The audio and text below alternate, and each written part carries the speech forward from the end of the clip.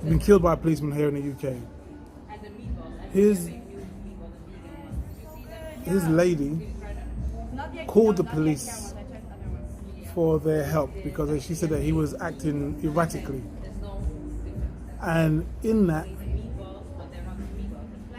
exchange with the police felt it necessary to tase him. They tased him 6 times longer than normal, right? Like 33 seconds. Then when he was on the floor, the policeman said that he feared for his life for this man who was on the floor that had just been tased for 33 seconds and kicked him in the head until he was dead. This is the help that they provided. Now we hear about police brutality and police violence from around the globe constantly and consistently. And just as consistently as all these others, he's now ended up holding a manslaughter charge, not a murder charge, because they feel there's no evidence to prove that it was murder, and just that he killed him by accident. You know, it's the same sort of thing as knocking someone down with your car by accident. That's the sort of so that's the sort of case he's held for, this crime against Stadium Atkinson. Now, the reason I bring this up is to give some sort of context to this whole conversation around moving to the Gambia or moving to Africa in general. Some people, they kind of act like apologists for Europe and for European ideals and European mindsets.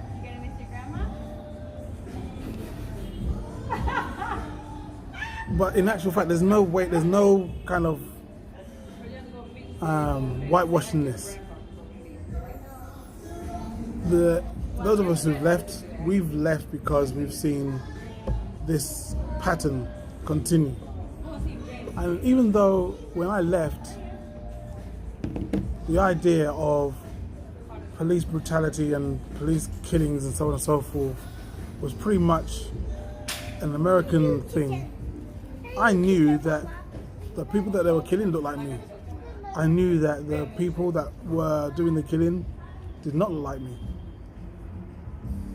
No one was holding up any kind of protest because someone has killed somebody.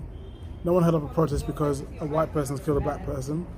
No one held up a protest because of anyone killed anybody, except for when the people who are being employed by the state for your protection and to serve you are then using that as a green light to kill you. That's the reason why people are protesting, and that has happened around the globe, those protests. I knew it was only a matter of time before that behaviour was commonplace in the UK, and it looks like the UK have started. The UK have started their way of doing it too. So my thing is, listen, the best protest you can have is divesting yourself from that system. It's not being there and asking for more equality in a corrupt system, or it's not about being in a prison and you have more comfortable pillows to rest your head on whilst you're still in jail. The point of the matter is you need to get out of that jail, you need to come out of that system, you need to come away from that corruption.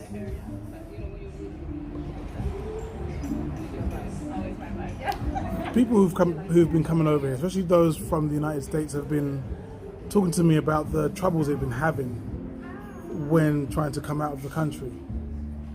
There has been laws and rules and just, you know, things that come up. Like, for example, sure, you can go to Africa, but our thing is that we don't have any kind of preferred partner over there in Africa at all. So it means that we're going to have to, it's going to take a long time for your money to follow you. Or they'll say something like, if your money comes over, They then say, well, this must be fraud because no one in their right mind sends money to Africa. They must be sending it for some fraudulent reason. And even me, the person who has a business over here, sending money back to the UK, they try to say, well, this money coming in from Africa must be fraudulent. We're receiving the money, and you know, despite the fact that there's banks like HSBC who got caught for laundering money for large drug cartels, they were concerned about my few £1,000s that came from Gambia and went over to the UK. All right.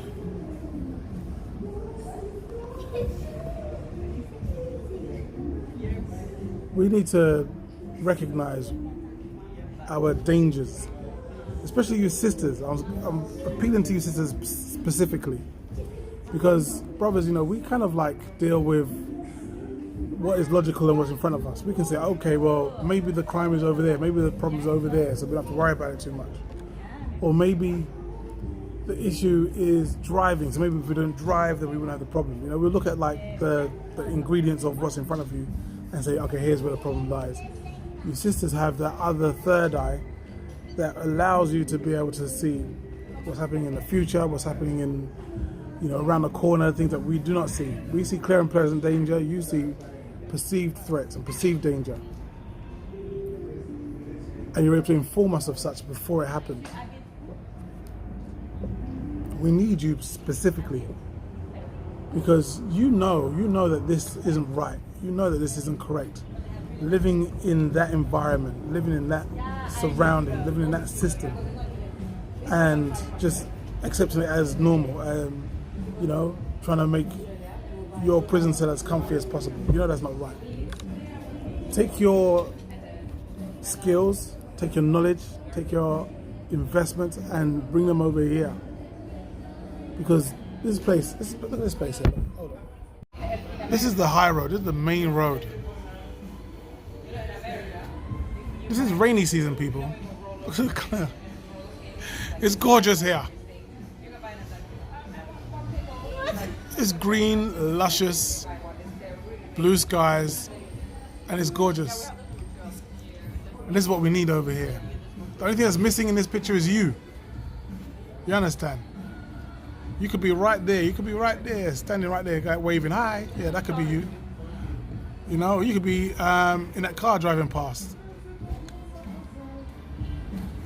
What it doesn't need to be is, it doesn't need to be for you to be over there, suffering and missing all of this goodness. You don't need to miss this. Oh, check these two people. These people are commuters. They're commuting, going home, doing a rush hour. Check them out. You see this? You see how fast they're. You see that? So look, here's my advice to you. Yeah. Here's my advice to you. Don't be scared. Is my advice. Don't be scared. Find yourself over to Africa. This place is yours. Yes. This is your birthright. Right? There's no one here talking about taking over. There's no one talking here about destabilizing anything. No one's talking about wars. No one's talking about, you know, pushing anybody out. No. I'm just saying, claim what's yours, yo.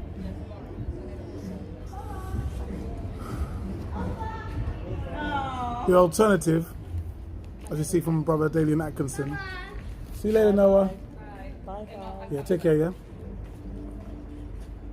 The difference that you see here is that, you know, you don't need to be caught up in a system where they praise you in one scene and then they flip the script completely and kill you under some weird rule about, well, I was afraid for my life. I was kicking him in the head whilst I was afraid for my life. You know, they found the man said he wasn't kicking him, and they said, look, your boot prints are in his forehead. The man left the laces, the print of his laces on the boot in the forehead of this brother. That's how hard he was kicking him. Meanwhile, his defense was, I was afraid for my life.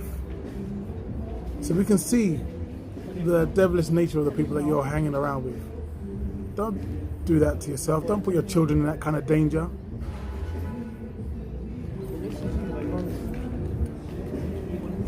This is your brother, Marley.